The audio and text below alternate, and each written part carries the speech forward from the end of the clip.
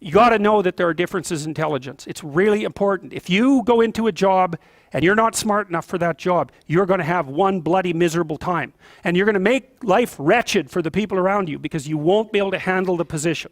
And as you climb hierarchies of competence, the demand on fluid intelligence increases.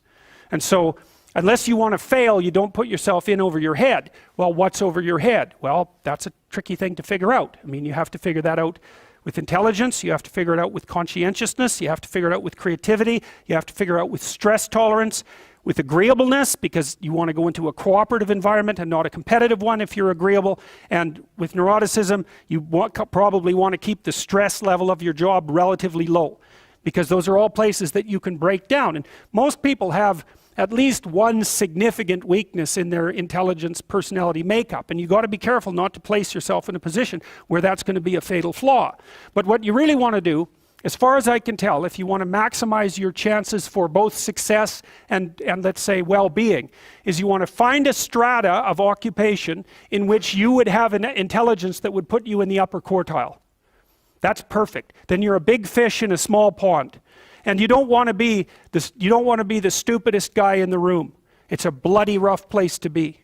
So, and you probably don't want to be the smartest guy in the room either, because what that probably means is you should be in a different room, right? You should look at a place where if you're right at the top, you've mastered it. It's time to go somewhere where you're a little lower so that you've got something to climb up for. So, and if you're not hyper conscientious, for example, you're probably not going to want a job that you have to work 70 hours a week at, because you're just not wired up that way. You'd rather have some leisure, and like, more power to you. If that's how you're wired up, there's nothing wrong with having some leisure.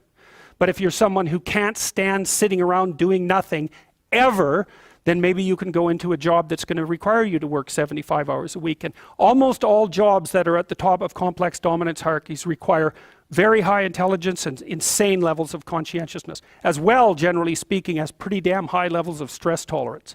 You know, because that can knock you out too, because there's going to be sharp fluctuations in your career, generally speaking, at the higher levels of a structure, and you have to make very complicated decisions, often with very short time horizons.